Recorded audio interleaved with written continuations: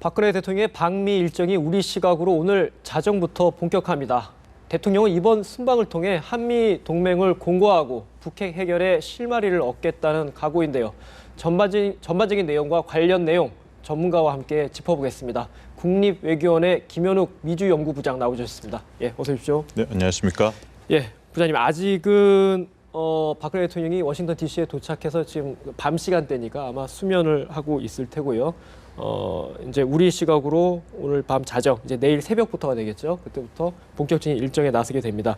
전반적으로 이번 방미의 타이밍이 최근에 중국 전승절 참석이라든지 뭐 이달 말에 한중일 정상회담도 예정돼 있다고 하는데 그 징검다리 역할을 하는 것 같아요. 좀 시기적으로 어떻게 보세요? 굉장히 의미가 있다 이런 평가가 많은 것 같은데. 예, 먼저 북한과 한국 간의 어떤 긴장 관계 그리고 이제 목함 지뢰 사건부터 해서 뭐 확성기 사건 그 이후로 북한이 도발 위협도 했었고요. 당시에 이제 중국군도 이제 북중 경계 지역으로 군대를 보냈고 이제 미국도 이제 핵 뉴클리어 엄브렐라 핵운산을 가지고 이제 압박을 했었는데 그래서 어쨌든 그 북한의 도발 상태가 우리나라 한국의 어떤 좀 주도적인 그런 외교력으로 인해서 마무리가 됐습니다. 그리고 지금 상당히 남북 관계가 잘 진전이 되고 있단 말이죠. 그 이후에 우리가 또 중국 전승절 참여도 하고 또 이후에 또 중국의 류인산이 또 북한을 또 방문을 하고 그래서 지금 한반도 상황이 상당히 좀 안정화됐습니다. 북한의 도발이나 핵미사일 발사 같은 것도 많이 잠재워졌고요. 그래서 지금 상황에서 이제 미국을 방문을 해서 한미 간의 이러한 모든 동북아와 한반도 정세를 논의한다는 그러한 면에서 상당히 좀 어떤 종합적인 동북아 시대의 동북아 지역의 어떤 외교를 좀 종합하는 그러한 매우 중요한 시기적인 그런 특징이 있다고 보여지겠습니다. 이번에 한번 정리를 한 다음에 이달 말에 뭐 30일, 31일로 예정되는 것 같은데 한중일 정상회담 이제 서울에서 열리는 거기에서 마침표를 찍는다 이런 스케줄로 보면 되겠습니까? 예, 그렇죠. 한중일 정상회담을 통해서 결국 이 지역에서 많이 경쟁과 갈등을 야기했던 그 삼국 간의 어떤 갈등도 좀 봉합을 하고 미국이 원했던 그런 한일 관계도 좀 복원을 하고 그런 수순으로 갈 수 있겠죠. 구체적으로 이번 박근혜 대통령의 방미가 형식이 실무 방문으로 돼 있더라고요. 2년 전에 2013년 미국 방문 때는 이제 국빈 방문이었죠. 좀 격이 낮아진 건가요? 국빈 방문, 스테이트 비지트라는 거는 외국에서 가는 국가 수반이 한 번만 할 수 있는 거거든요. 예를 들어서 이제 박근혜 대통령께서 미국을 3번을 방문하신다. 그러면은 매번 국빈 방문을 허용하지 않습니다. 이미 한 번 국빈 방문을 했기 때문에. 그리고 이번에 시진핑 주석 같은 경우에는 국빈 자격으로 국빈 방문 스테이트 비지트를 했는데 2013년도 시진핑 주석이 임기를 시작을 하면서 당시 이제 써니랜드 미국의 캘리포니아 써니랜드에서 미중 정상회담을 했었죠. 당시에는 이제 스테이트 비지트로 간 게 아니었거든요. 그렇기 때문에 이제 시진핑 주석 같은 경우도 이제 이번에 스테이트 비지트를 한번 이용을 해서 이제 미국을 가게 되는 것이고요. 그래서 이번에 국빈 방문이 아니기 때문에 한국이 그만큼 미국으로부터 좀 뭐라 그래야 되나 좀 푸대접을 받는 것이 아니냐 그런 거는 좀 적절하지 않은 얘기죠. 격의 문제는 아니다. 결국 이제 성과를 어떻게 내느냐 그 부분일 텐데 가장 주목되는 일정 하나 꼽는다면 어떤 게 되겠습니까? 그래서 이번에 2013년하고 비교를 해보면 당시에는 의회 합동 연설을 했었고 하지만 이번에 거기에 비교를 해보면 이제 CSIS라는 미국 워싱턴 DC에 있는 싱크탱크에서 이제 연설을 합니다. 물론 이제 의회 연설과는 조금 차이가 있지만 어쨌든 CSIS 연설을 한다는 거는 미국 내부의 일반적인 정책 엘리트들에게 한미 동맹이 이만큼 공고하다는 것을 직접적으로 공공 외교를 하시는 거거든요. 우리가 이제 관료들끼리 정부들끼리 아무리 얘기를 해도 실질적으로 미국 내부의 어떤 여론층을 조성하는 그 사람들하고는 얘기할 기회가 많이 드문 것이 사실이고 그런 차원에서 이제 CSIS 연설이 중요하고 또 하나는 이제 펜타곤 방문이시거든요. 이제 이명박 대통령 다음에 이제 두 번째 하시는 건데 가서 한미 동맹이 상당히 굳건하다는 그러한 그 이미지를 전 세계에 알릴 수 있는 아주 좋은 기회라고 보여집니다. CSIS 연설을 꼽아 주셨는데 네. 이제 오피니언 리더층을 상대로 해서 한국의 입장을 설명한다. 네. 이거는 최근에 이제 한국이 중국 쪽에 좀 치우쳐 있다. 소위 중국 경사론. 미국의 그런 우려를 좀 불식한다. 거기에 포인트가 맞춰질 것이다. 이렇게 전망이 되겠습니까? 예. 그 한미 동맹이 굳건하지 않을 이유가 없거든요. 예. 계속해서 한미 동맹 굳건하게 유지가 되고 있는데 이번에 아베 정부가 들어서면서 아베 정부가 기존 정부, 이전 정부와 비교해서 대미 공공 외교 비용을 3배로 늘렸습니다. 정부 차원에서 쓰는 돈만 생각을 해보면. 그렇기 때문에 이제 미국 워싱턴 DC에서 한국이 중국으로 경사돼 있다. 이러한 좀 루머답지도 않은 루머가 이제 흐르게 됐었는데. 대미 공공 외교 예산. 그렇죠. 뭐 말하자면 로비 예산이라고 하면 되겠습니까? 그렇죠. 예. 그래서 솔직히 그 실제 한미 동맹이 상당히 굳건한 것과는 사실이 다른 그러한 루머가 흐르고, 그래서 이거는 사실과 다른 인식의 문제다. 예. 그래서 이번에 CSIS에서 이제 박근혜 대통령께서 실제 엘리트층, 그 여론 주도층과 얘기를 하시면서 연설을 하시면서 이런 부분들을 좀 많이 불식시키실 걸로 보여집니다. 중국 경사론이 지금 뭐 일본의 로비도 말씀하셨지만 일본이 어떻게 보면은 뭐 좀 자극한 부분도 있겠지만 실제로 미국 내에서 많이 퍼져 있습니까?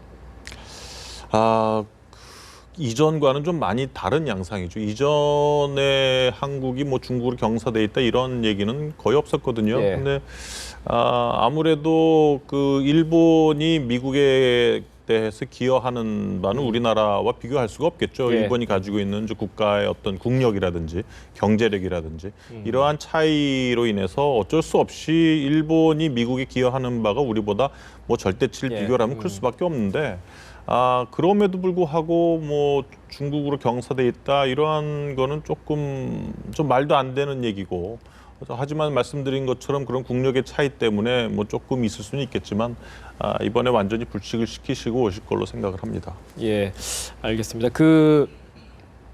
지금 아까 일정 중에 지적은 안 해주셨는데 이제 오바마 대통령과의 정상회담의 마지막 날 일정으로 되어 있습니다. 거기서 북핵 관련해서 어떤 좀 성과, 이제 스테이트먼트라고 하죠. 선언문 같은 거 그런 것들이 성명 나올 수 있겠습니까?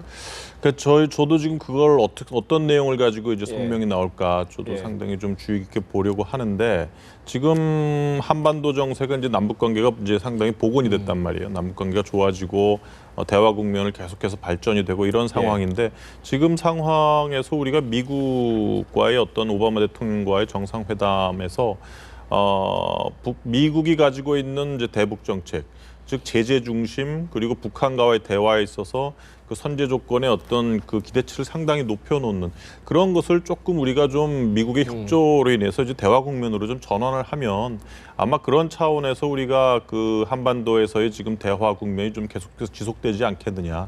지금 박근혜 대통령께서는 남북 관계 그리고 이것이 통일로 가는 어떤 중요한 좀 기반을 만들고 싶어 하시기 때문에 아마 그런 차원에서 좀 지금과는 다른 미국의 대북 태도에 대한 조인트 스테이트먼트가 어떻게 나올지 한번 저도 상당히 기대가 됩니다.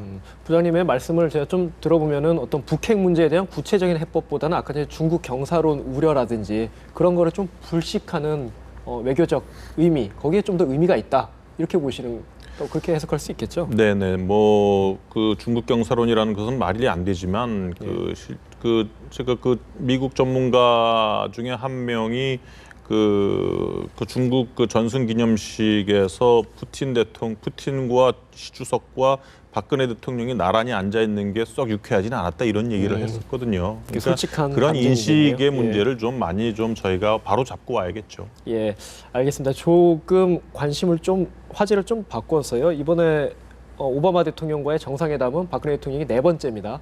어떻게 보면은 마지막이 되지 않겠느냐 얘기도 나오거든요. 이게 내년이면 미국이 대선 레이스에 들어가잖아요. 네. 오바마 대통령은 재선이라서 더 나가진 않을 테고. 네.